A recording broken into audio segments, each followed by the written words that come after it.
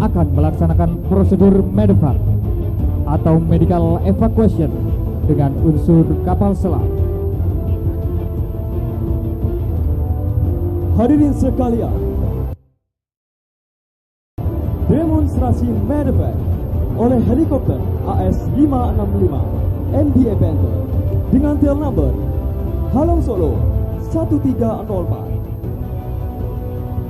Perlu kita ketahui bersama, medevac atau medical evacuation merupakan salah satu misi operasi yang dilaksanakan oleh bus penerbang dengan menggunakan unsur helikopter, melaksanakan evakuasi personel yang membutuhkan penanganan medis secara cepat di medan yang sulit dilalui oleh kendaraan medis jalur darat. Dan dapat kita saksikan demonstrasi pengangkatan personel. Hadirin sekalian, berikan tepuk tangan yang meriah demonstrasi medevac dari helikopter AS-565 MDA Panther. Yang terhormat Presiden Republik Indonesia dan hadirin yang kami hormati, telah melintas KRI Cakra 401 dan disusul di belakangnya KRI Alugoro 405 yang telah melaksanakan prosedur medevac. KRI Alugoro 405 merupakan kapal selam serbu dengan panjang 61 meter dengan kedalaman selam maksimal 500 meter. Torpedo Sun atau Surface Underwater Target. Kapal selam ini merupakan kapal selam pertama karya anak bangsa oleh PT Pal Indonesia. Dalam perkembangannya, TNI Angkatan Laut membentuk satuan-satuan khusus guna melaksanakan tugas-tugas peperangan laut khusus atau Naval Special Warfare guna mendukung kesuksesan dan kemenangan dalam setiap operasi di laut yang dilaksanakan TNI Angkatan Laut. Dipilih dari prajurit-prajurit terbaik, dididik dengan berbagai macam taktik, serta dilengkapi dengan peralatan-peralatan khusus. Hadirin yang kami hormati, inilah mereka dalam sebuah demonstrasi simulasi operasi peperangan laut khusus.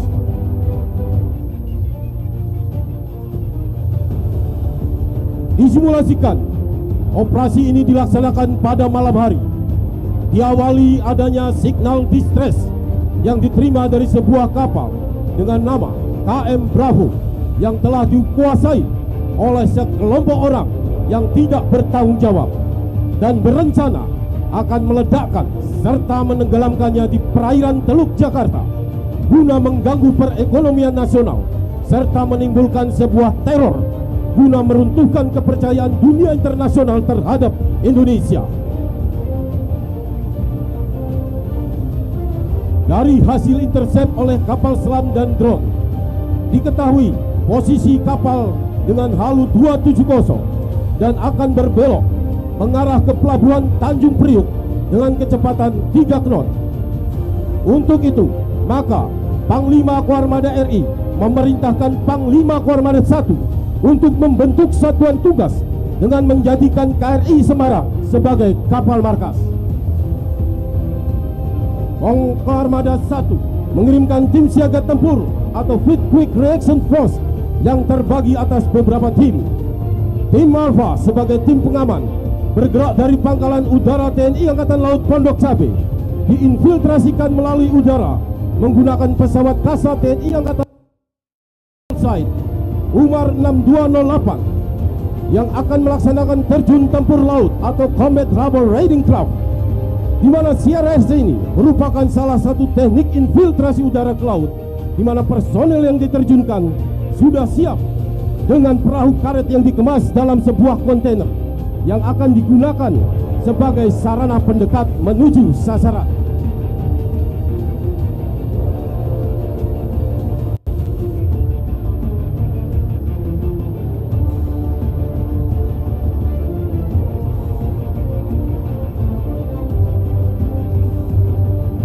Infiltrasi ini biasanya dilaksanakan pada malam hari untuk sebuah kerahasiaan. Selain itu juga dikirimkan satu tim lagi dengan nama sandi tim Bravo. Tim ini akan melaksanakan pengintian taktis melalui lintas permukaan dan bawah air dengan menggunakan wahana subskimmer.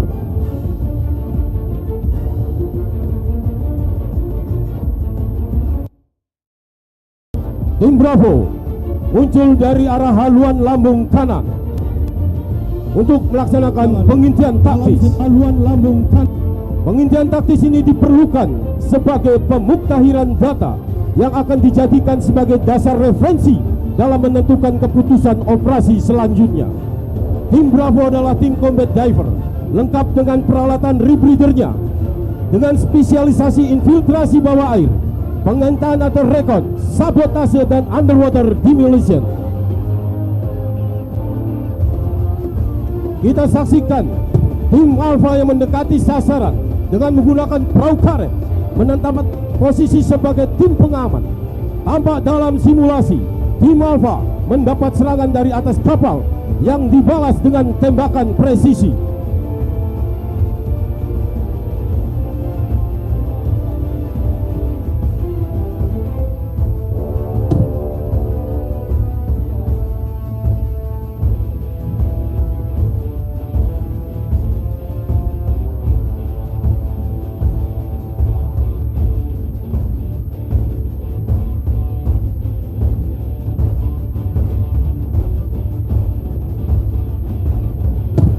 Selanjutnya dari kapal markas meluncur tim Charlie yang bertugas sebagai tim serang dengan 2 unit Sea Raider sebagai tim tabir akan melaksanakan tembakan perimeter menggunakan Gatling gun kaliber 7,62 mm yang merupakan jenis senaman mesin putar dengan 6 laras dengan pendorong berdaya listrik yang dapat menembakkan 2.000 sampai 6.000 butir peluru dalam 1 menit. Meluncur cepat dari sektor buritan lambung kanan, tim Charlie bergerak secara taktis dengan file formation mendekati kapal sasaran.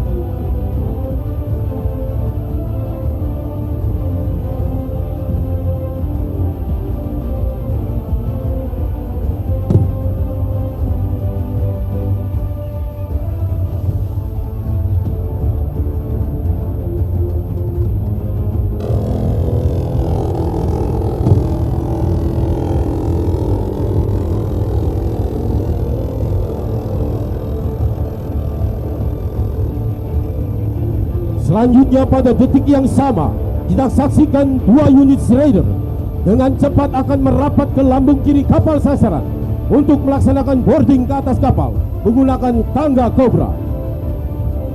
Momen pada saat melaksanakan boarding atau naik ke atas kapal merupakan titik terlemah dalam rangkaian teknik visit board search and seizure, sehingga perlu adanya tembakan perlindungan sebagai tabir bagi tim pada proses boarding. Sementara di udara bersiap memiliki tugas penjinaan bahan peledak atau explosive ordnance disposal yang di-dropping dari udara dari ketinggian 3.000 feet menggunakan teknik terjun bebas untuk melaksanakan tugas evakuasi dan penghancuran atau disposal bahan peledak yang sudah terangkai menuju tempat aman.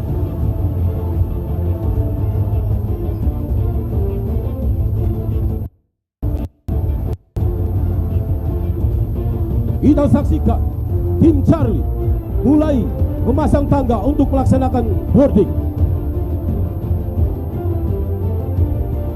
Sementara di udara,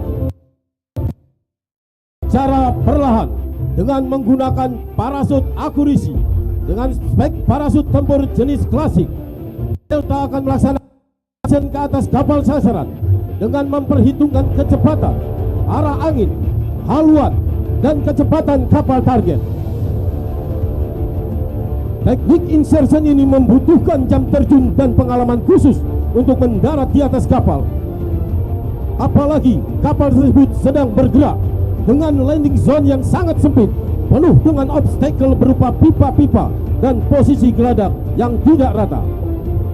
Sementara itu, tim Charlie satu persatu naik ke atas kapal, berusaha menguasai target dan melaksanakan teknik bergerak yang dikenal passive movement yang dilaksanakan secara cepat dengan variasi gerakan bumping ataupun leapfrog. Speed, silence, fire menjadi tonggak utama dalam pertempuran jarak dekat atau close quarter battle yang harus dikuasai oleh setiap prajurit pasukan khusus Jalasena.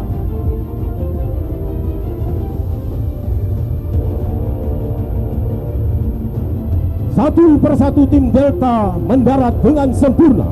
Selanjutnya mereka akan melakukan tugasnya dengan berhati-hati.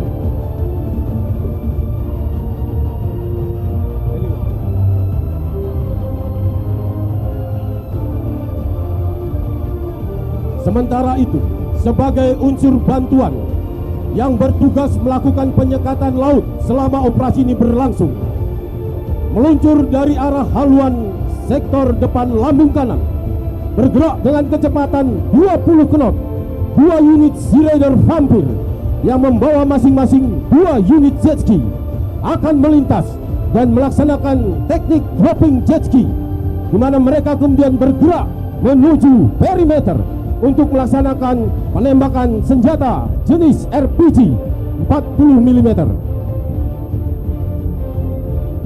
Sementara dari sektor lambung kanan di udara, tampak 1 unit helibel dari pusat penerbangan TNI Angkatan Laut akan melaksanakan sebuah teknik pengamanan dengan memberikan bantuan tembakan yang dikenal dengan teknik door gun post dengan menggunakan senjata Gatling gun 7,62 mm.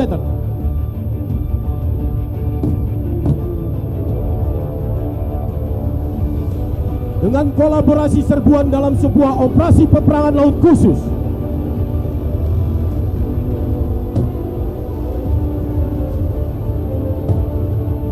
yang disimulasikan dalam situasi malam hari dan gelapnya malam.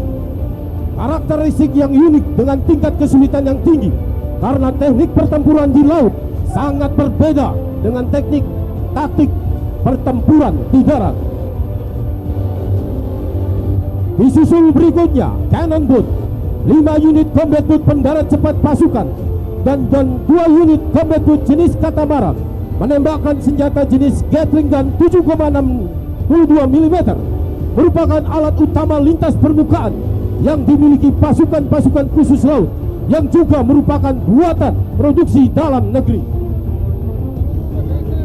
Disusul di belakangnya 15 unit jet ski sebagai sarana infiltrasi dan membutuhkan kecepatan dan ketepatan dalam sebuah misi. Inilah mereka 15 unit jet ski. Hadirin yang kami hormati, sebagai informasi, salah satu raiders atau pengemudi jet ski ini adalah putra terbaik tanah Papua yang bernama Buana Regis Pata yang baru-baru ini menjuarai kejuaraan jet ski International World Champion Aquabike di Danau Toba 17 Agustus 2025 dan merupakan juara dunia termuda pada usia 16 tahun. Simulasi demonstrasi peperangan laut khusus atau Naval Special Warfare ini adalah merupakan tanggung jawab kami sebagai prajurit-prajurit khusus Jalasena Samudra. Prajurit-prajurit yang dilahirkan dari badai di tengah samudra, dari kegelapan dalamnya Laut Nusantara. Para kesatria yang akan berdiri kokoh menjadi benteng dari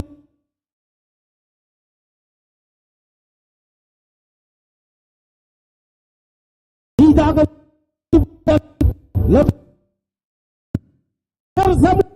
daripada melihat Pertiwi menangis. Salam hormat kebanggaan dari kami, kesatria-kesatria Trisula Sakti Jalasena Samudra. Hadirin sekalian, telah melintas di hadapan hadirin sekalian Raja Wali Laut Fly. Berjumpa kembali dengan kami, para Raja Wali Laut, yang kali ini akan menyajikan formasi-formasi spektakuler yang akan memeriahkan hari ulang Tentara Nasional Indonesia. Melintas dari lambung kanan, membentuk formasi leader benefit, gerakan yang dipimpin oleh flight leader diikuti dengan kelima flight lainnya. Dan hadirin sekalian, marilah kita sambut Raja Wali Laut Fly with Leader Benefit.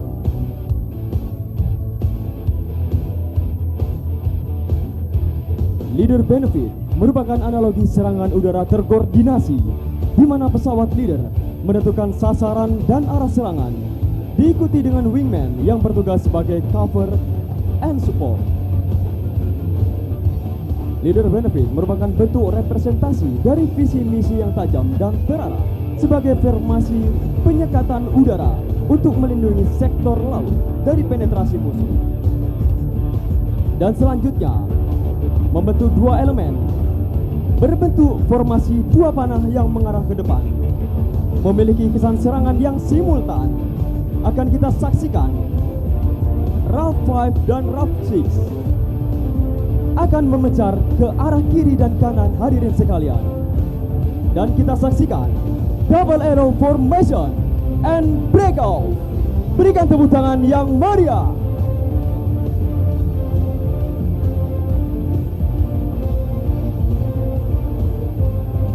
Formasi ini memiliki makna kekuatan, keberanian, ketepatan dan keamanan yang serupa dengan serangan konsentrasi udara ke kapal musuh dari dua arah. Memiliki efek daya hancur lebih bagi pertahanan musuh. Dan mari kita saksikan dua unsur RAF 5 dan RAF 6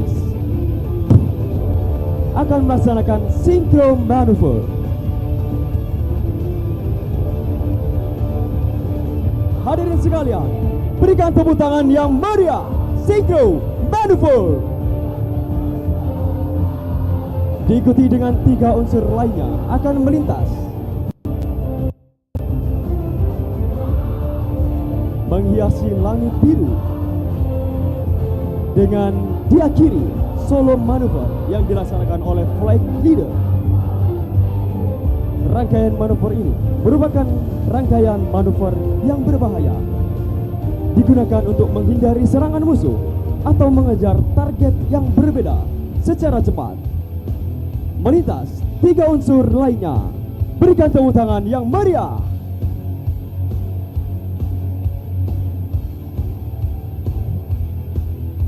Dan setelah ini akan melintas satu unsur bonanza RAF 1 sebagai flight leader, akan melaksanakan solo manuver.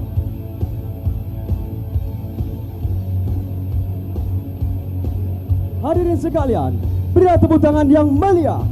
Solo manuver akan melaksanakan lazy air, lazy and lazy.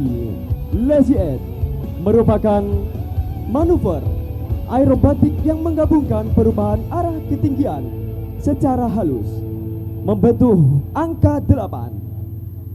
And again, lazy and lazy. Lazy air dari RAF 1. Berilah tepuk tangan yang meriah. Persembahan dari Raja Wali Laut Fly.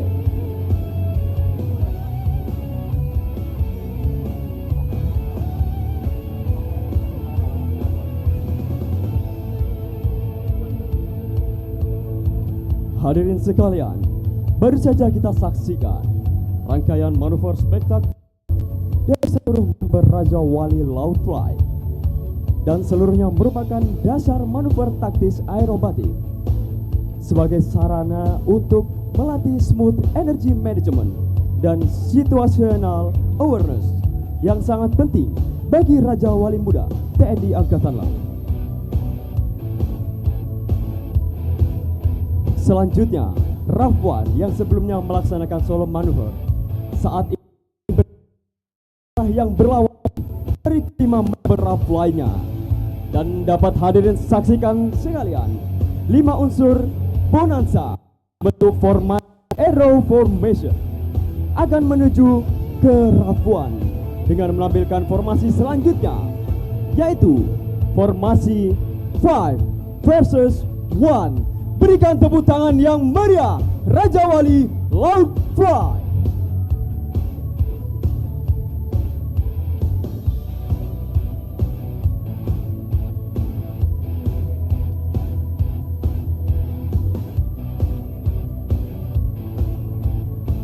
Hadirin sekalian, tibalah saatnya kita di penghujung demonstrasi Raja Wali Laut Fly, dan sesaat lagi akan melintas di hadapan hadirin sekalian.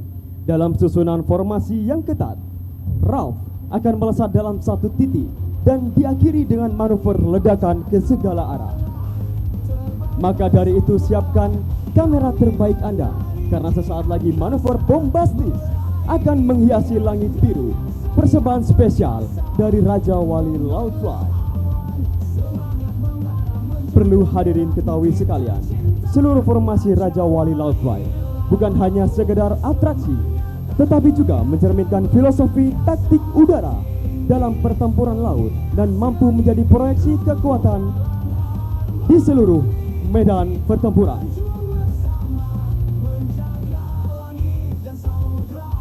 Dan hadirin sekalian,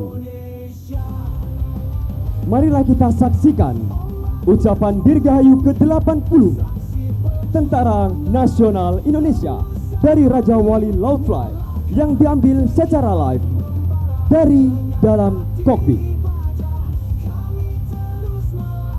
Dari kokpit Raja Wali Laut Fly TNI Angkatan Laut, kami mengucapkan selamat hari ulang tahun ke-80 Tentara Nasional Indonesia.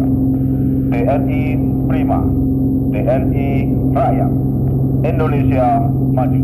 Terimalah salam hormat kami. Jala Seva Jaya Mahe. Hadirin sekalian, terimalah salam dan hormat kami. Bombas, bombas, go! Berikan tepuk tangan yang meriah. Special performance dari Raja Wali Laut Fly.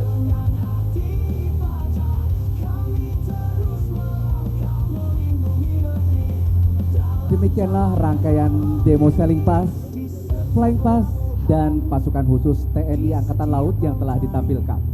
Seluruh unsur yang melintas merupakan wujud nyata kekuatan maritim Indonesia, baik dari TNI Angkatan Laut, instansi pemerintah terkait, maupun komponen maritim nasional lainnya. Kebersamaan seluruh unsur dalam parade ini menunjukkan sinergi yang kuat dalam menjaga kedaulatan, keamanan, serta ketertiban Laut Nusantara. Inilah gambaran nyata semangat Jales Veva Jaya Mahe, justru di Laut kita jaya. Sailing Pass ini kami sampaikan terima kasih atas perhatian dan penghormatan yang telah diberikan. Sekian, terima kasih. TNI Prima, TNI Rakyat, Indonesia Maju. Jales Veva Jaya Mahe. Selanjutnya, kepada yang terhormat Presiden Republik Indonesia dan Wakil Presiden Republik Indonesia beserta hadirin yang kami berkenan untuk melaksanakan foto bersama di buritan KRI berdiri 992.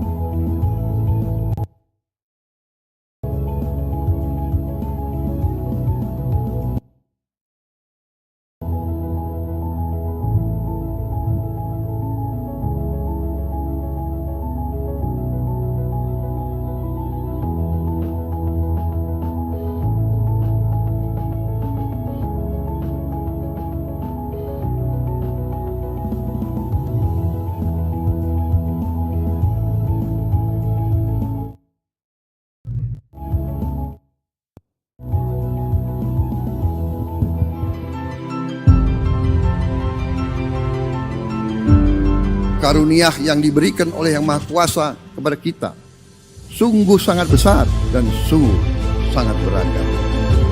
Namun tengah segala karunia tersebut, kita pun harus berani untuk menjadi bangsa yang berani, bangsa yang tidak takut tantangan, bangsa yang tidak takut rintangan, bangsa yang tidak takut ancaman.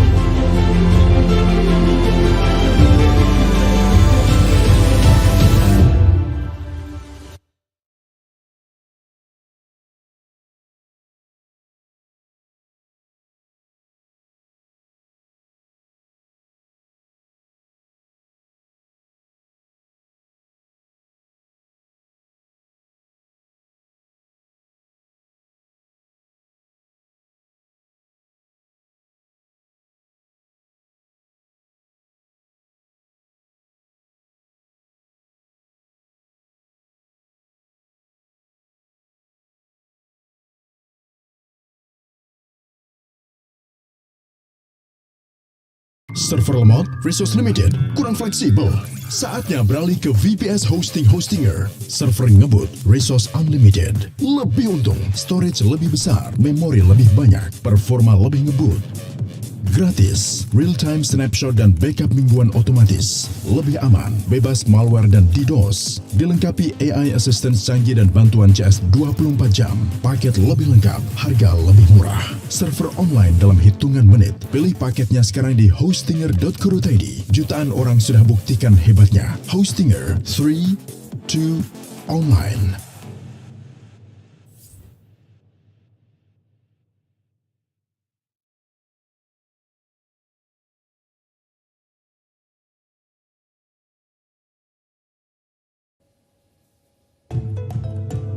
Every generation reinvents the dictionary, but in an era of fast-paced internet culture, Gen Z and Gen Alpha might just be taking it to a whole new level. I'm Stephanie Decker, and this is The Stream.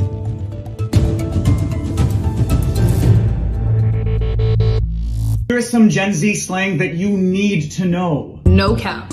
I swear I'm not lying. The math is not mathing. Something's not right. I have never heard of these terms in my entire life. And you got that Ohio skibbity riz? Do you even know what skibbity means, June? Yeah. Oh my god, I'm low-key giving myself the ick. Okay, main character moment. Jaden. Your outfit is so cute today. It's such a slay. You still say slay? You're a grandma. Gen Z speaks a different language. Swag. Drip. Besties. Bros. Win. W. Loss. L. Game. Riz. Stealing food. Phantom tax. Das suspicious. Das weird. Sus. Cool dude. Sigma. Weak. Beta. Cool points. Aura points. Booty. Yacht. Anything else I'm missing? Rizzler.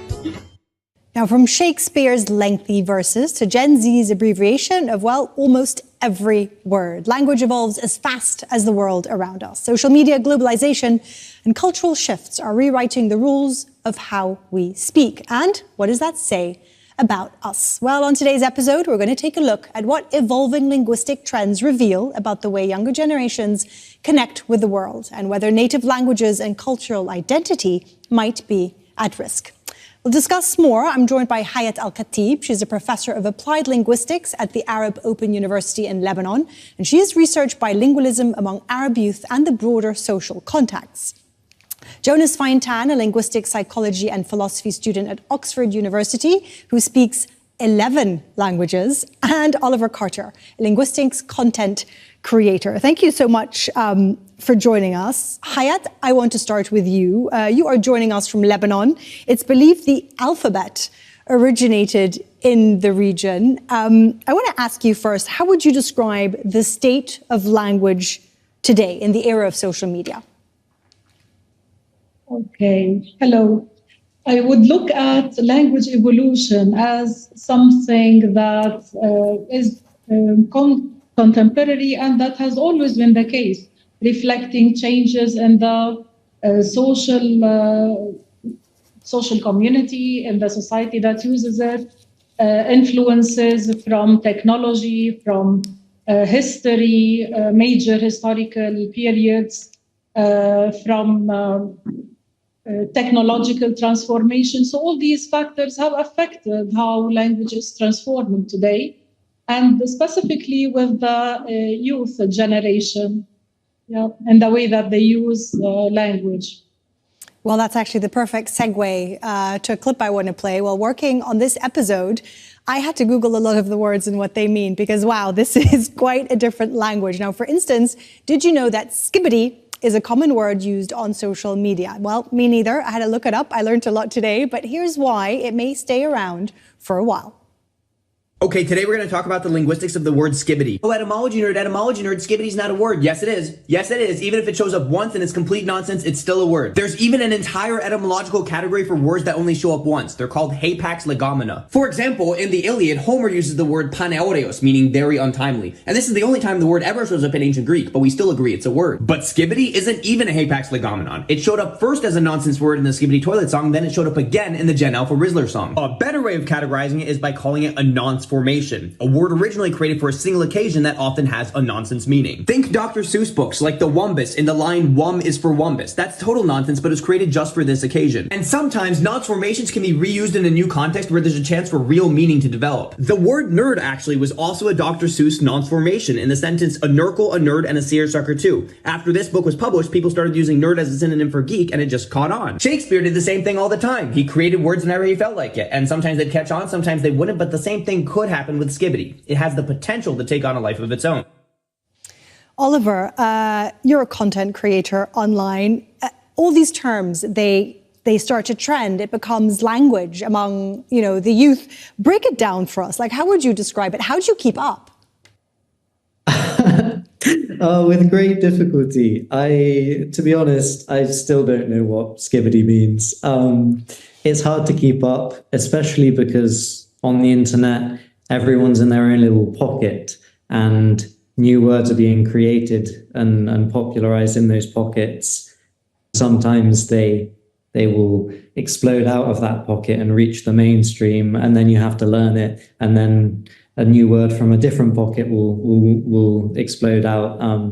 So it does make it pretty difficult to keep up. I suppose if you spend enough time online, then eventually you'll encounter all of the words and come to understand what they mean. Fine, you speak, it's incredible, 11 languages, pretty phenomenal. I want to ask you, how many of those are organically because of the way you grow up, and how many of those did you actively seek to learn? And as a follow-up, the internet language, do you consider that another language, or is that weaved into all the languages that you speak? Okay, so I will start with, so I grew up speaking, having English, Mandarin Chinese, Hokkien Chinese, and Malay, and also Tagalog to quite a high degree spoken around me growing up in Singapore. So I'd say I learned those somewhat organically. But then after that, I learned sort of Spanish, Portuguese, Thai, Vietnamese, Tamil, Italian, and this language I'm working on called Kuat, sort of out of linguistic interest or out of being in contact with speakers of these languages. But I would hesitate to say that I speak 11. I think that original video that I see on the screen very much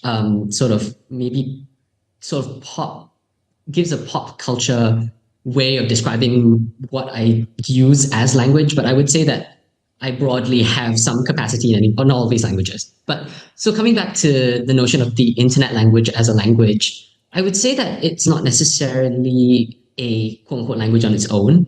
What is a dialect and what is a language, right? So, it's a very political issue, right? About where you draw the line between a linguistic variety or a language on its own. But I would say that definitely as a unitary linguistic variety, English, the prevalence of English online has made internet English its own variety in its own right. Now, social media and technology make everything happen a lot faster than before, and younger generations are coming with different words all the time. Now, this is the Don't Laugh Challenge. If you're wondering how I score top essay marks like these in university, one of my secret weapons is asking Grammarly to identify gaps in my essay. That's how you get feedback like this. If you think that citations take up too much time, then there is an auto citation tool that appears when you have the extension installed. These are all free features as well. Most of you already know that you can use AI to craft things like emails, maybe to a professor and you're asking for an extension. But if you upgrade to Grammarly Pro, you get access to tools that can help you turn wordy sentences into clear, effective ones. Or even a plagiarism tracker if your university is really strict on that. Now you only need one subscription instead of multiple AI tools.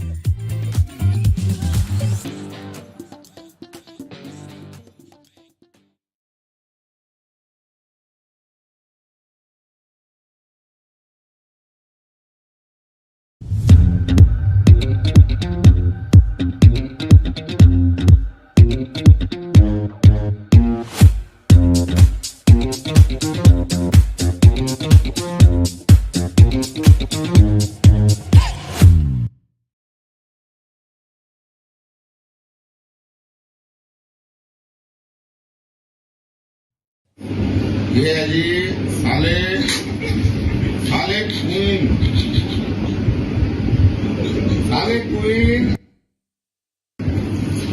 उनके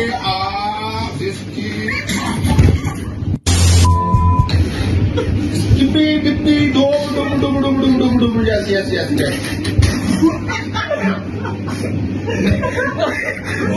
Baka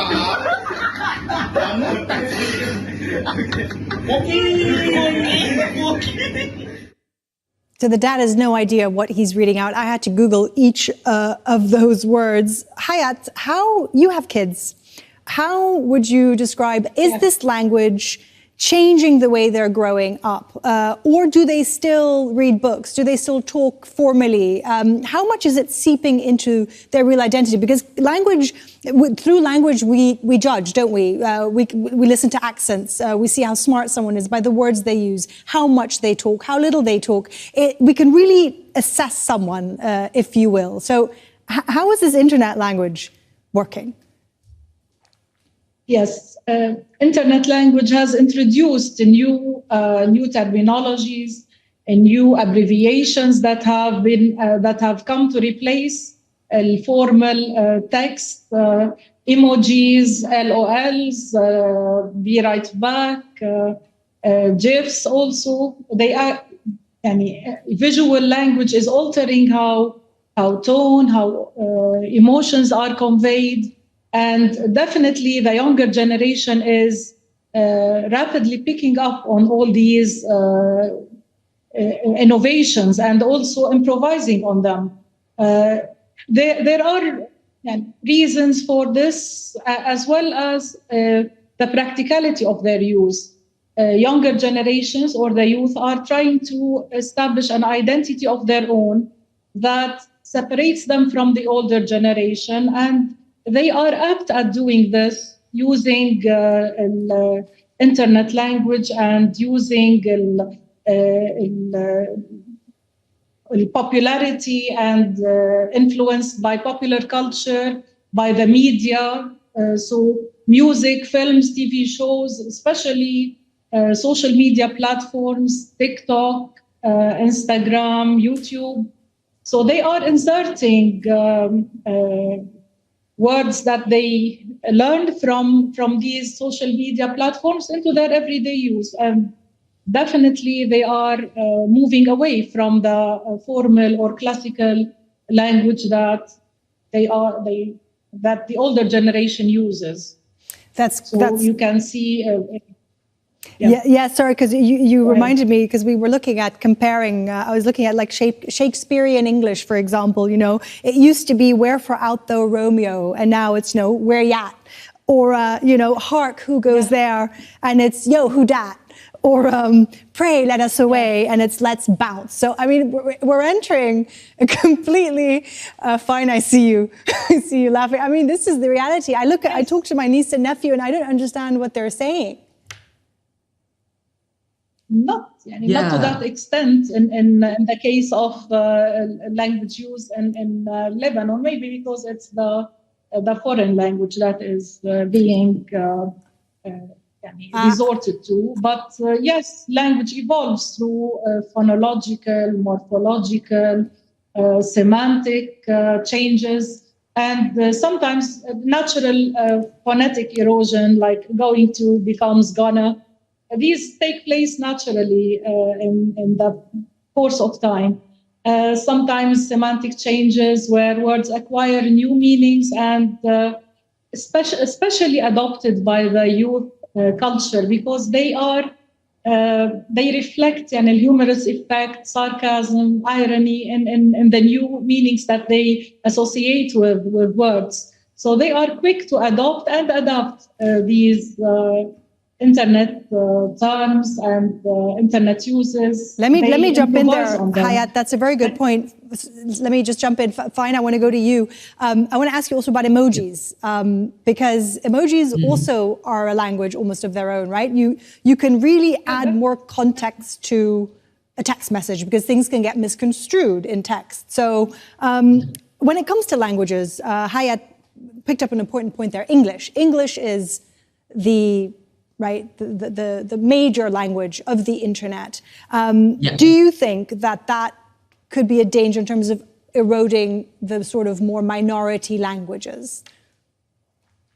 I mean, I think this is a broader problem of globalization, right? So English has solidified itself as the sort of language, not just of the internet, but also of academia, of trade, of very many things, even between sort of the global lingua franca in a way.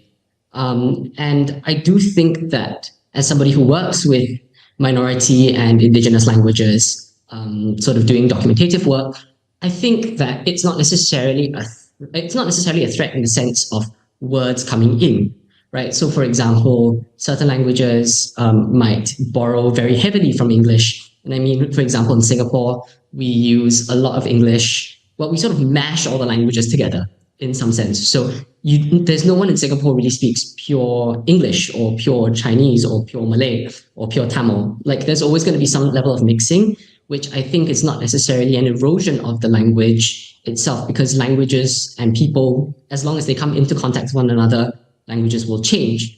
However, I do think that there is a risk of shifting away from your language entirely and only using English in your own society or in your own context. So I think that is definitely the danger of sort of the dominance of English as a whole, but it's not necessarily eroding the meanings of our own languages. So, for example, a great example will be things like in Thai, for example, you don't really use the word share as a verb, right? There's no really word for share, but more people will just say, oh, I will share this with you, like, จะแชร์กัน, right? So, we'll share together, right? You could argue that this is an English word, but in a lot of ways, it's taken on its own Thaiification because it's pronounced in Thai, it's pronounced in a Thai accent, and it's used in Thai syntax. So you could argue that it's more of languages taking English as an influence, right, as the sort of powerful influence and making it their own. I mean, it's the same process that's happened many times with languages around the world. So, for example, like almohada as a pillow in Spanish comes from Arabic, right? And that's because, like, at that point in time, there was a big influence of Arabic. And so I think this is just a very natural process. So, yeah. So how do young people come up with these new words? Well, a lot of them come from the gaming community, actually. Here's a TikTok user explaining it.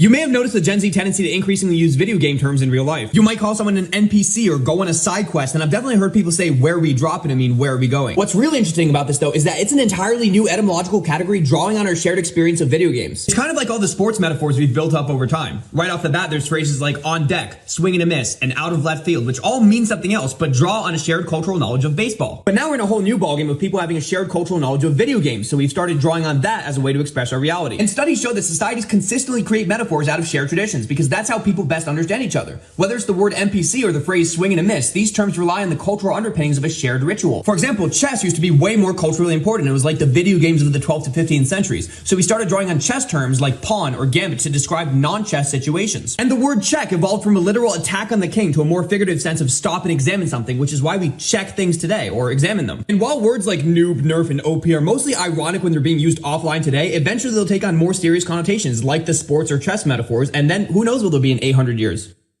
Now,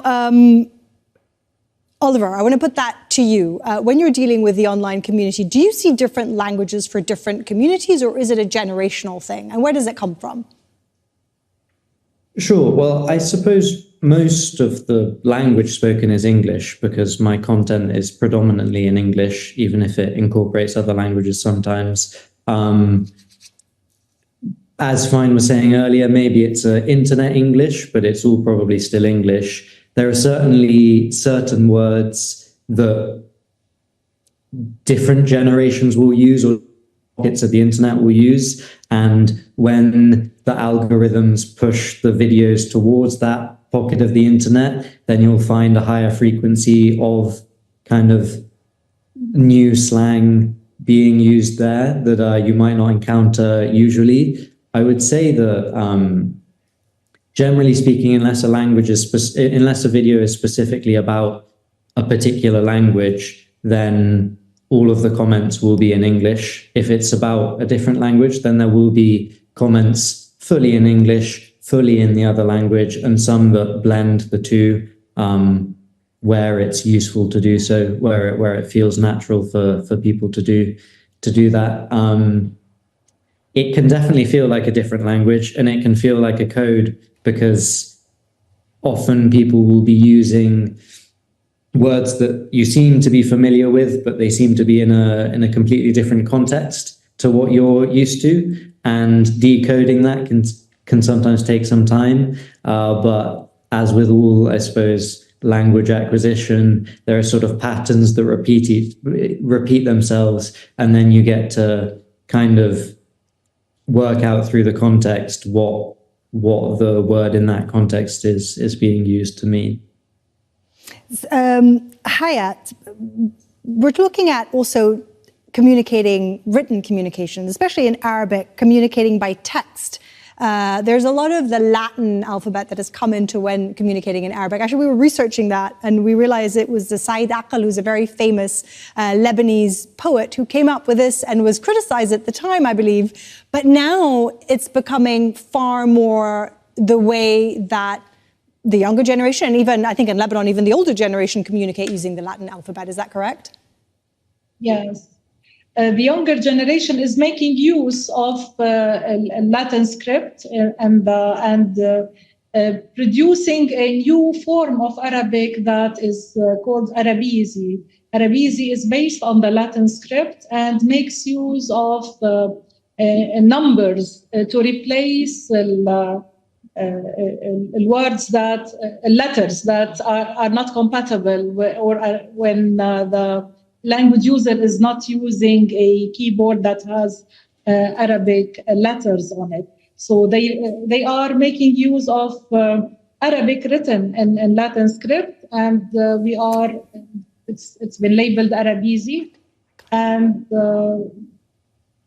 using Arabic words written in Latin script for communication and texting and so on.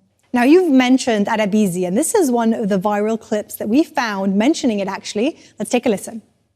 So, as many of you guys know, I speak Arabic and English. And I always catch myself mixing the two languages together to form a whole new language. I've named this new language Arabizi, okay? And I never realized how bad this was getting until I started speaking to my cousins overseas. Because our conversations would go something like this. Hey, Mohammed, we're going out to dinner. Do you want to come? La wallah, I just akalit like qabl shway, so I'm not really hungry. Okay, well, does your sister want to go? No, I think she's ijliing in the kitchen, so you might have to wait. Ijliing? What? Okay, well, what about your brother? No, sorry, he's nullifying the garage with my dad. Nothing. Wait, what are you even talking about? Shoo, what's wrong? You keep switching between Arabic and English. I don't even understand what you're saying anymore. What? I was speaking English the whole time. What are you talking about? Khalas, whatever. Do you just want to come with us to dinner anyways? طيب, okay, but خليني أسأل my dad first. See? You just did it again. You're doing that whole thing again. It's also the result of being sort of a multicultural kid, isn't it? Code switching and using both languages within the same sentences or utterances. Yeah, I grew up doing the same thing with Portuguese and English at school. I think, it's very much the product of a multicultural, and you were talking about globalization as well. Fine, we're running out of time, unfortunately. Fine, briefly to you. Do you still read books? Yeah, I mean, I have to for my degree. No. I mean for pleasure, not having to study, for pleasure. I know you're at Oxford, which is, very highbrow. You have to read a lot, but for pleasure. Not really, no. Not really. Oliver, do you read books? I think you do. I do read books, but I would say that during my degree, I did not have any desire to read any more than I had to, because you have to do so much reading of academic books and articles for your degree that you just want to do other things. So I imagine that Fine will end up reading books once he graduates in a few months' time. Well, I disagree with that. Why? I've just never really liked reading in general. Oh, interesting. Yeah. Okay. So when you learned your languages, how did you learn them? Mostly from speaking. So I generally learn based on a linguistic. So I was just talking about this with Ollie earlier, where I generally, when I learn languages, I tend to think of them as little systems of relationships between different particles or different words. And then eventually I put them together hypothetically in my head. And then after that, I go out into the world and use the languages like with people that I know to sort of be like, hey, is this right? Like, have I said this correctly? Have I made a mistake? And just sort of gain experience through that. Yeah. Okay, so quick final thoughts from all of you. Hayat, are we entering a new era of language, or is this simply a phase of evolving, but the essence of certain things will remain? Just briefly, because we're running out of time. It has always been the case that language evolution is an ongoing process and will continue into the future.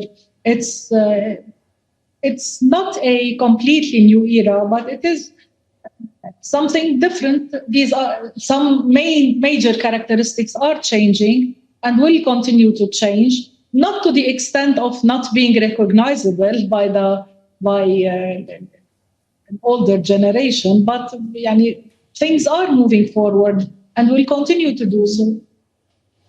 Okay, well, unfortunately, that is all we have time for today. I thank you so much for that interesting discussion. It is always changing. I mean, the words are quite fascinating. I learned a lot researching this show. I think it is definitely also a generational thing, but it is constantly evolving. Thank you so much, Hayat, Fine, and Oliver for joining us. And thank you all for tuning in. If you have a comment about our show, talk to us on social media. This is also your show, and we're always open to your suggestions. Use the hashtag or the handle AJStream, and we will look into it. Thanks for being part of the conversation, and I'll see you soon.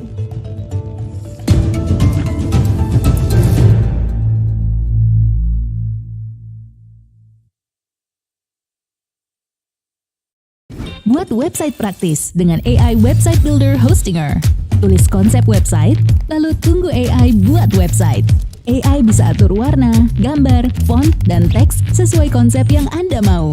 Edit tampilan website sesuka hati dengan editor drag and drop. Klik online kan untuk munculkan website di Google. Tersedia bantuan CS 24 jam dan jaminan 30 hari uang kembali. Coba AI Website Builder Hostinger sekarang. Hostinger 3, 2, online.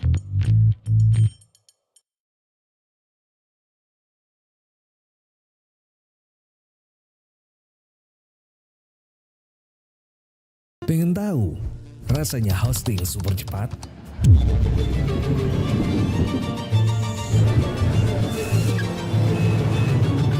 Bikin websitemu tanpa batas dengan hosting serba free dan unlimited dari Bisnet Geo. Berlangganan sekarang juga.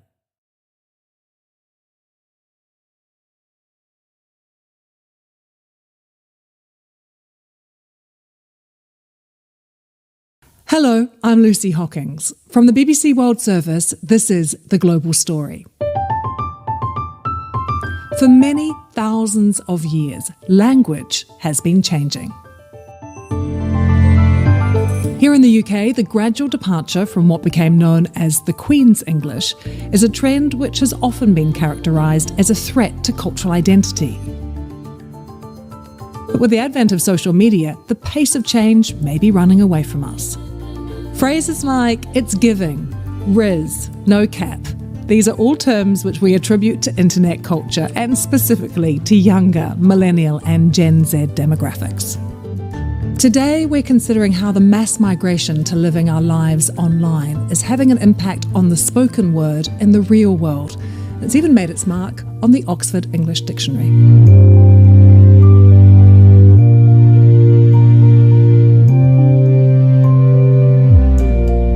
With me here in the studio today is former BBC journalist, author and linguist Sophia Smith-Gaylor and Neil Edgeler, who is from BBC Learning English. Sophia, Neil, lovely to have you with us on the pod. Hi. Hi.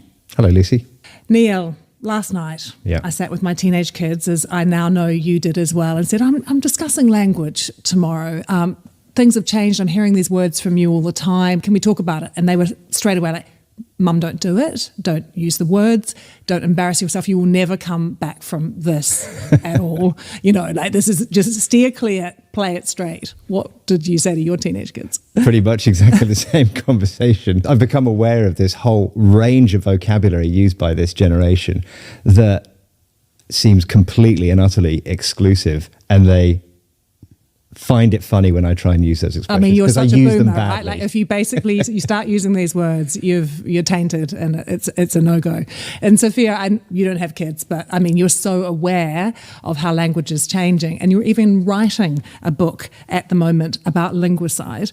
What actually is linguicide? So linguicide is the phenomenon of a language disappearing and perhaps even dying or becoming extinct. And this is happening around the world at an alarming rate. So a language disappearing because it's been criminalized, war, genocide, other obvious examples. But linguicide equally can be more covert. So linguists also described a language becoming associated with shame and speakers being so ashamed of speaking that language, they begin to speak another. And tell us about your job, Neil. You're creating content to help people learn English. We make videos and podcasts and web pages to help learners of English around the world at whatever level they are, to teach them English, but also to help them to enjoy themselves in English. Well, language is obviously the social tool that we all use to communicate.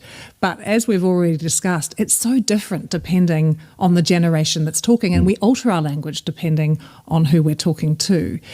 When it comes to our kids and what we're seeing, particularly with the younger generations, Neil, what sort of words are you seeing emerge at the moment? Now we're going to mention some of the words that we're not supposed to mention. Okay, I'm going to let you do it. So I think of all of the things I've heard recently, the most fascinating is this word skibbity. That was the first one that came up at my dinner table as well. Can you use it in a sentence? Well, I don't think I can effectively. I can try and I get laughed at. But it's very, very fluid grammatically. So, for example, I have heard the expression, the skibbity rizzler. Rizzler is connected to this word riz, which we may come on to talk about as well. But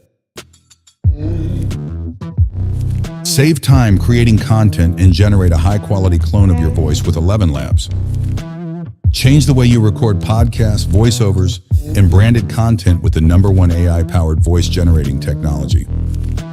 Stop searching for the perfect voice and stop wasting time re-recording take after take. Try 11 Labs for free and start elevating your content today.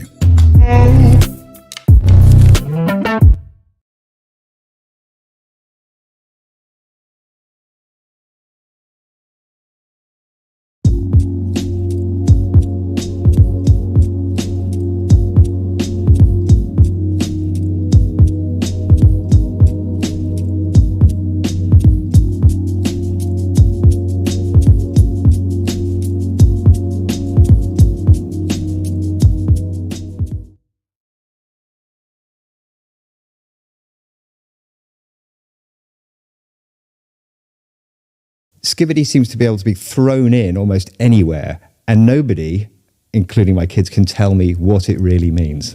And I think that's part of the whole sort of exclusivity of each generation's use of language. To the point about exclusivity and saying, Mom, please don't say this word. We should think of language speaking also as identity making. So if you are in a subgroup and you use particular phrases to signify I am part of this group, the minute you start hearing these phrases adopted outside of the group, it's not the in-group language anymore. So it stops being the in-group language of teenagers, for example, because mum's using it, and then they'll just start using another one. But Sophia, what Neil and I are finding challenging is this is changing so quickly all the time. Neil's already mentioned Riz. I remember doing quite a kind of academic interview around the word Riz when it was the Oxford Word of the Year. The Oxford Word of the Year has been revealed, and this year it's Riz. Now, if you've no idea what that means, don't worry, you might just be over 30. I'm lucky I've got teenagers, I know this one. The kids are not using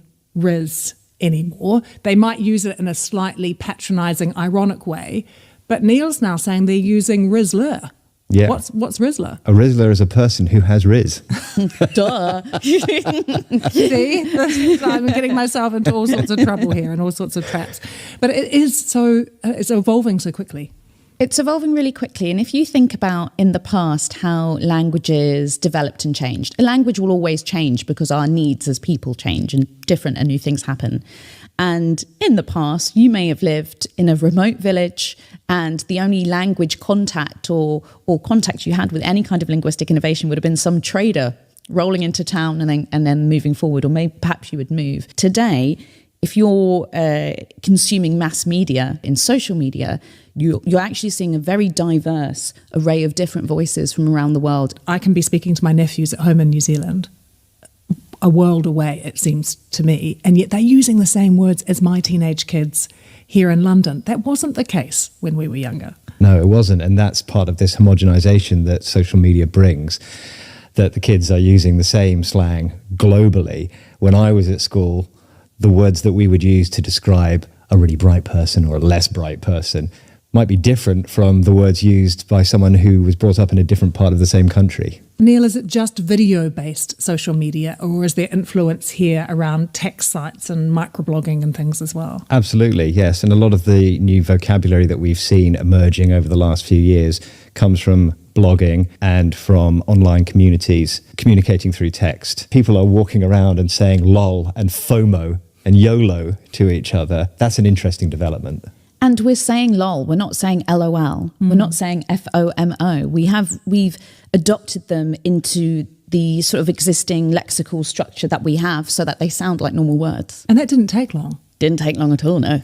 And with some of these words, the skibbity, the riz, rizzler, no cat, where do they come from? Is it from different cultural groups? Is it from different sectors of society?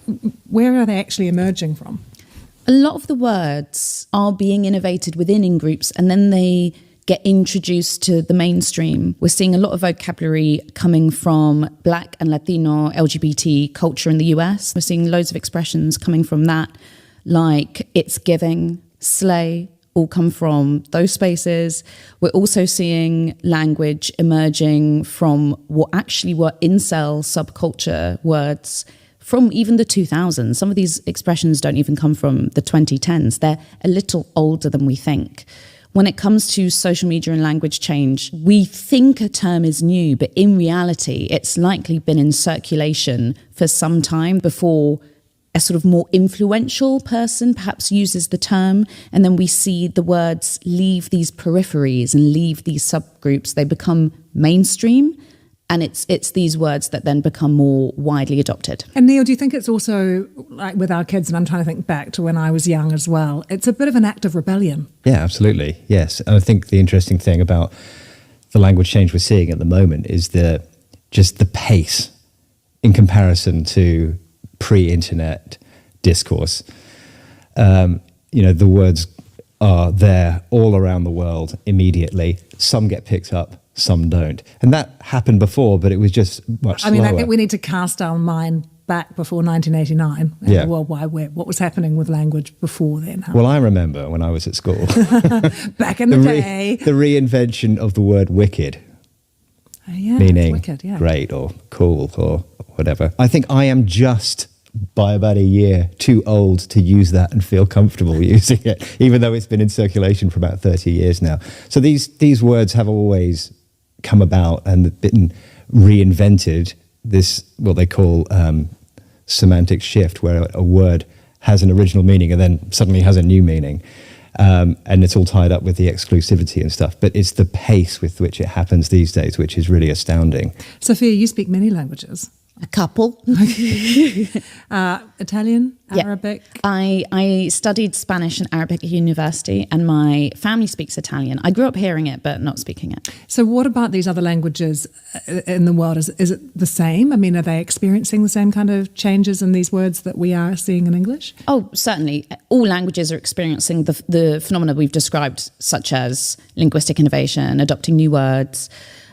The obvious difference that we may observe in other languages is the influence of English and the fact that English as a language, it holds prestige in so many global domains. And there are moves right around the world to try and protect language. I mean, I know I spent some time in French-speaking Canada, and there's real moves to sort of stop the creep of English into French that's spoken there. Giorgia Meloni, the leader in Italy right now, very protective of the Italian language. Countries have different attitudes towards how much they try and control linguistic change, which defies control. Languages are, even speaking to Linguicide that I'm writing about, the idea that a language can die must therefore mean a language can live. So as living things, they're really difficult to control. And if you say to people, you can't use this word that we're now hearing lots of people say, you must use the French version, it's kind of coming a little bit too late, because the French version didn't immediately dominate or resonate with speakers. So it can actually be quite challenging. You're trying to reverse time almost in something like that. Neil, I wonder if words as well and phrases that we use can sometimes just be fashionable. I mean, I'm not talking about Riz only lasting 18 months or whatever, but other words and phrases that grab hold and are trendy, but then kind of die away again, almost like fashion or clothing or music. Yeah, I think that's right. You can look at expressions which are used by many people over a short period of time that then kind of vanish. So we have BBC Learning English, a podcast called The English We Speak. We look at idiomatic expressions that are sort of trending at the time. A couple of years ago, we were talking about blended working, working at home and in the office. Yeah, I haven't heard that one for a while. People don't use it anymore. We all say hybrid working now. So yes, there is a fashion for these words. They come and go. And Sophia, you've not just been looking at how our vocabulary has changed, but it's the way we say things as well. And this notion of uptalk, particularly sort of rising at the end of a sentence. I'm from New Zealand. I mean, we all speak like that at home and in the Antipodes. I also wondered if it's not just social media that's influencing the way that we speak. It's maybe years of everyone watching Neighbours. We have always used uptalk. I mean, it's most characteristic, I think, for asking questions. I just did it there, asking questions. That would be uptalk with this rising intonation at the end of the phrase. When it comes to social media and using uptalk, something that I've written about in the past is how asking, is there a TikTok voice or accent? Is there a way that I speak, that I adopt when I'm making a TikTok video? The idea is that when we make video content, we use a lot of rising intonation, possibly to relate to our audience. It's more engaging. It's more friendly. engaging. Another theory is that I'm keeping you listening. The rising intonation suggests there's more to come. You're hooking people. Hooking people in. When it comes to social media video, if I can complete a video retaining someone's attention, it's more likely to perform better on the algorithm. So actually what's possibly happening is creators are furthering linguistic innovation based on algorithmic direction, which is fascinating. Neil, speaking of intonation, what about the change to pronunciation? Are we seeing some British words change and they're now said in a much more American way? There used to be a much greater distinction between the way Americans would say or pronounce a word and the way that British people would. And now that's more fluid, and we're not able to say with such certainty that that's American English and that's British English. So let's have an example of the word which I say as schedule.